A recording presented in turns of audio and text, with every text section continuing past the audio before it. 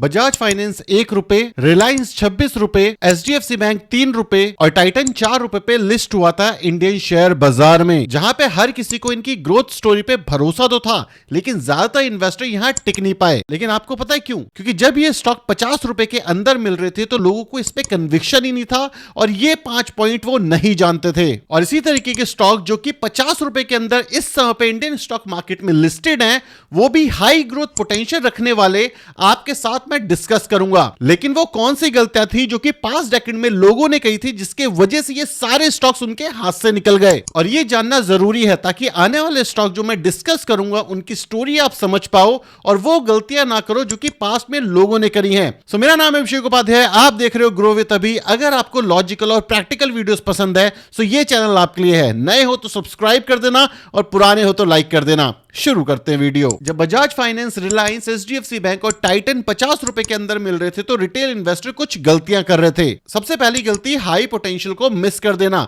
और जब भी कोई स्टॉक इतने सस्ते प्राइस पे स्टॉक मार्केट में लिस्ट होता है तो चांसेस हाई होते हैं कि वो स्टॉक एक पेनी स्टॉक होगा।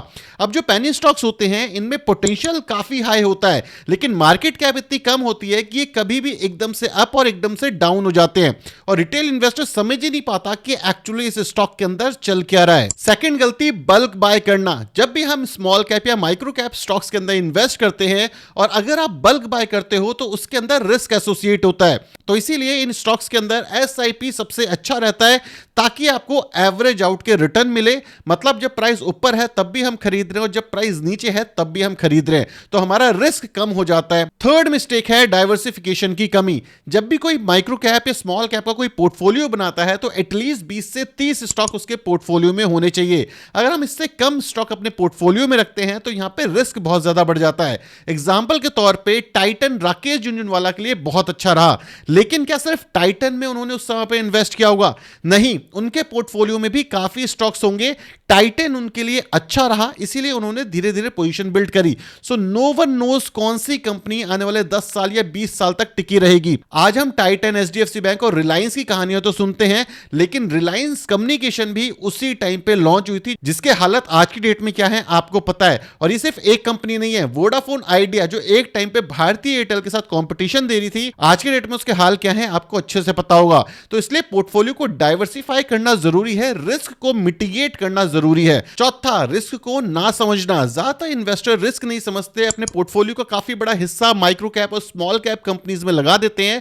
और माइक्रो कैप और स्मॉल कैप कंपनीज ऐसी होती हैं जो 3 साल 5 साल तक नहीं चलती, फिर ऑल ऑफ द सडन उनके रेवेन्यूज आते हैं, कंपनी जो होती है टर्न अराउंड होती है, उसके बाद वो ग्रो करना शुरू करती है। और काफी सारे केसेस में तो ऐसा भी देखा गया है कि कंपनी कभी टर्न अराउंड करती ही नहीं है, इवन जीरो हो जाती है। तो अगर आप अपने रिस्क को नहीं समझ के इन्वेस्ट कर रहे तो चांसेस हाई है कि 50 रुपए का स्टॉक 1 रुपए का हो जाए और आपका जो रिस्क है वो आपको ले डूबे। इसलिए रिस्क को समझ के ही इन्वेस्ट करना चाहिए। Buy on dip. ज्यादातर इन्वेस्टर बाय ऑन डिप का इंतजार ही नहीं करते। कई बार स्टॉक्स उन्हें लेने होते हैं, वो ऑल टाइम हाई पे जाके बाय करते हैं, उसके बाद माइक्रो कैप और स्मॉल कैप स्टॉक 30% तक टैंक हो जाते हैं। इस सिचुएशन के अंदर रिटेल इन्वेस्टर परेशान हो जाता है कि कल तो मैंने खरीदा था, आज 20% कैसे गिर गया? क्योंकि उनको यही नहीं पता बाय ऑन डिप एक ऐसी स्ट्रेटजी है जो कि स्मॉल कैप और माइक्रो कैप स्टॉक्स के लिए बेस्ट स्ट्रेटजी हो सकती है। यह आपके रिस्क को भी मिटिगेट करती है और आपको डिस्काउंटेड प्राइस पे भी स्टॉक मिलते हैं।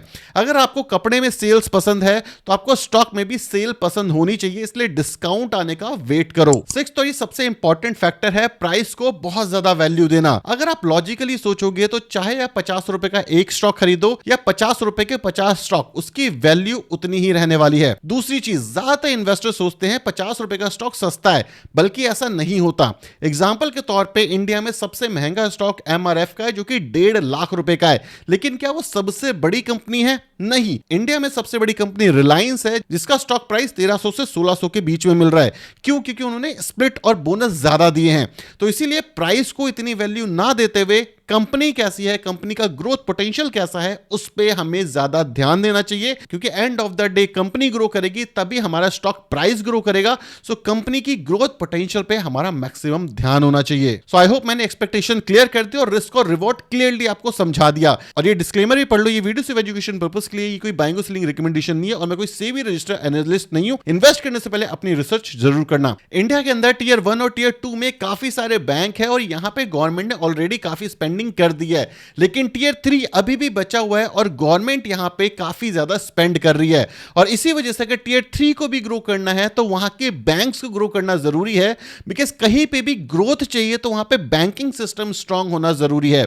और टियर 3 का ही एक ऐसा बैंक हमने चूज करा है जिसका नाम है यूको बैंक। यूको बैंक एक सरकारी बैंक है जो कि wide range of banking and financial service provide करता है, जैसे कि retail banking, corporate banking, treasure operations. UCO bank का Q1 का जो रेवेन्यू आया था वहां पे corporate banking 35%, treasury 35%, retail banking 29% और अदर में 1% से ग्रोथ हुई थी। और की रेशियो की बात करें CRAR 17, निम रेशियो 3, निम रेशियो ग्लोबल 3, ग्रॉस एनपीए 3 और नेट एनपीए 0.78 के आसपास है। और जो फंड है 4.79% से बड़ा है। और यूको बैंक के ब्रांच नेटवर्क की बात करें तो Q1 के अंदर 3200 ब्रांचेस हैं, जहां पे FY22 में 3000 ब्रांचेस हुआ करती थी। और यहीं पे जो ATM है इसके अंदर भी ग्रोथ आई है। ब्रांच का अगर ब्रेकअप देखेंगे तो रूरल के अंदर 35%, सेमी अर्बन के अंदर 27%, अर्बन में 20 और मेट्रो में 8%।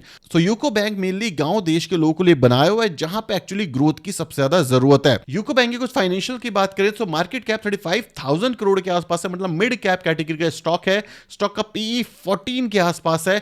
डेट यहां पे ज्यादा है क्योंकि बैंकिंग सिस्टम में डेट हमेशा ज्यादा होता है क्योंकि इनका काम यही है, बिजनेस यही है।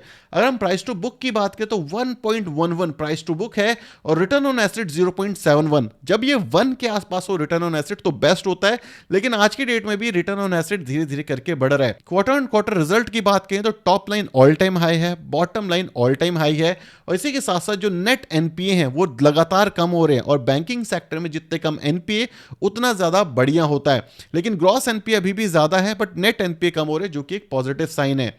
ईयर ऑन ईयर की बात करें तो स्टार्टिंग में ये बैंक काफी बड़ा लॉस मेकिंग था और एक टर्न अराउंड टाइप की कंपनी ये बनती हुई दिखी, जहां पे बॉटम लाइन प्रॉफिटेबल हो गया, वहीं पे जो टॉप लाइन है वो भी ग्रो करने की कोशिश कर रहा है। शेयर होल्डिंग पैटर्न में गवर्नमेंट के पास इसका स्टेक है अप्रोक्सीमेटली 90% के आसपास। FII DII के पास भी थोड़ा थोड़ा स्टेक है। DII के पास अप्रोक्सीमेटली 4% का है, जहां पे लाइफ इंश्योरेंस के पास होल्डिंग है और अप्रोक्सीमेटली 4% की होल्डिंग पब्लिक के पास है। अभी जो गवर्नमेंट की होल्डिंग है ये 75% तक गिरेगी, जो कि रूल कहता है सेबी की साइड से। तो नेट नेट अगर हम देखें तो एक सरकारी बैंक है और सरकारी बैंक के बैंकरप्ट होने के चांसेस काफी कम हो जाते हैं क्योंकि गवर्नमेंट बैक ये बैंक है। और इसी के साथ साथ डिविडेंड का बेनिफिट तो अलग ही है। अभी तक वीडियो देख रहे हो, पसंद आ रही, सब्सक्राइब नहीं किया? सब्सक्राइब और लाइक दोनों चाहिए मुझे आपसे। आगे चलते हैं, जल्दी से कर दो। और जो हमारा अगला स्टॉक है वो भी सेम इंडस्ट्री से आता है, मतलब हमारा सरकारी बैंक, और इसका नाम है bank of Maharashtra. Bank of Maharashtra एक सरकारी बैंक है जो कि बैंकिंग सर्विसेज प्रोवाइड करता है, ट्रेजरी बिल प्रोवाइड करता है, कॉर्पोरेट होलसेल बैंकिंग के अंदर है, रिटेल बैंकिंग के अंदर है, अदर बैंकिंग ऑपरेशंस के अंदर है। रिटेल बैंकिंग से 40% जो कि लास्ट ईयर से बढ़ा है, जो कि एक पॉजिटिव साइन है। कॉर्पोरेट से 36% का रेवेन्यू आता है जो कि लास्ट ईयर से बढ़ा है। ट्रेजरी से यहां पे रेवेन्यू गिरा है, पहले 32% आता था, अब 21% आता है।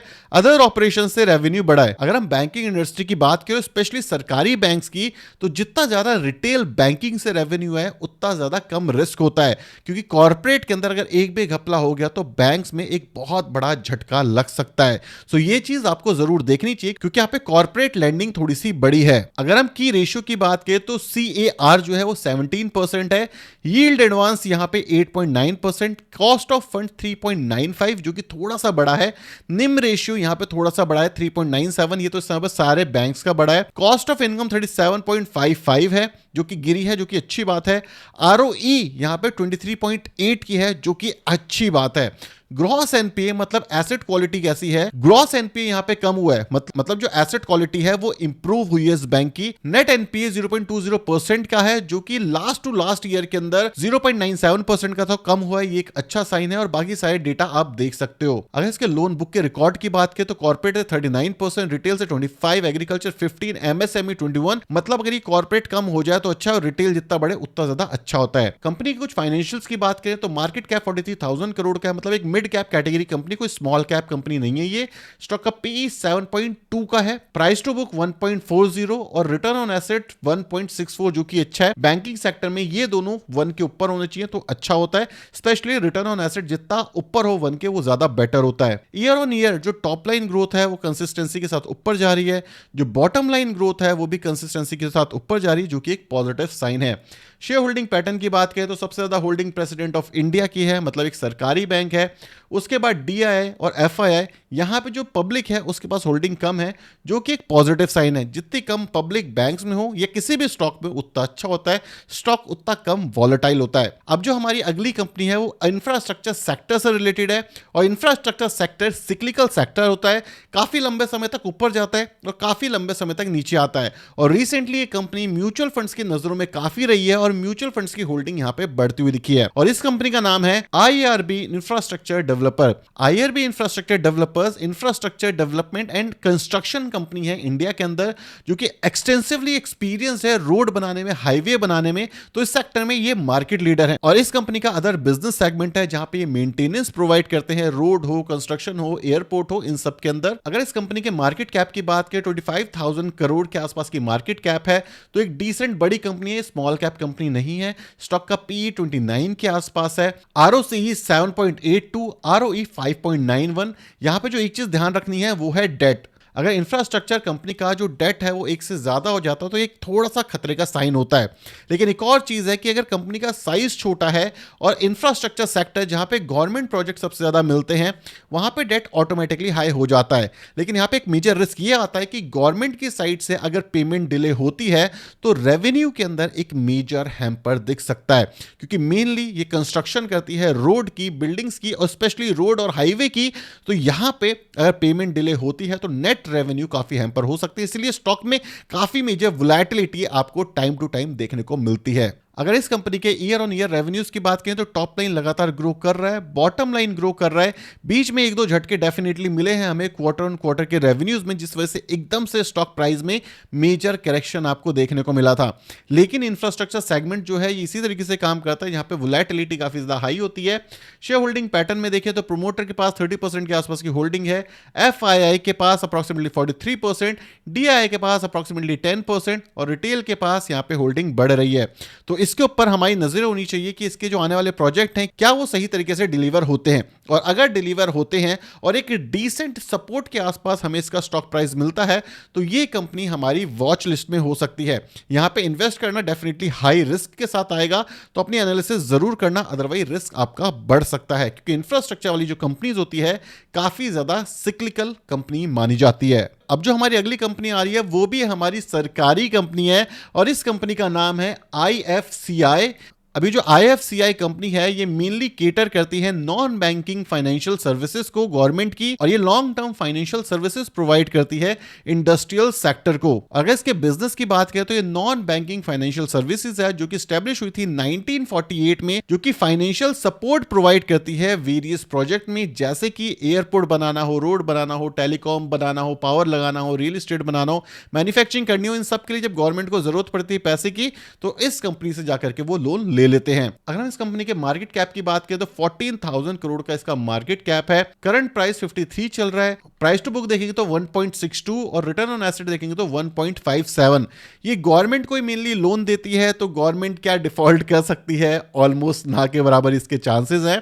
डेफिनेटली पेमेंट लेट हो सकती है, काफी बार एनपीए बन जाते हैं शॉर्ट टर्म के लिए, तो इसके ऊपर नजर होनी चाहिए। लेकिन अगर सरकार हमारी सही चलती रही, बजट एलोकेट होता रहा, इसको पैसा मिलता रहा, तो ऐसी कोई दिक्कत नहीं आने वाली। लेकिन ये सरकारी प्रोजेक्ट पे डिपेंड करता है। अगर किसी भी सिचुएशन में सरकार की स्पेंडिंग कम होती है तो इस कंपनी पे एक मेजर डिफॉल्ट आ सकता है। अगर इस कंपनी के टॉप लाइन की बात करें तो 2020 तक इसका टॉप लाइन लगातार हमें गिरता हुआ दिखा, इवन 2022 तक। उसके बाद ये एक टर्न अराउंड कंपनी बनी है।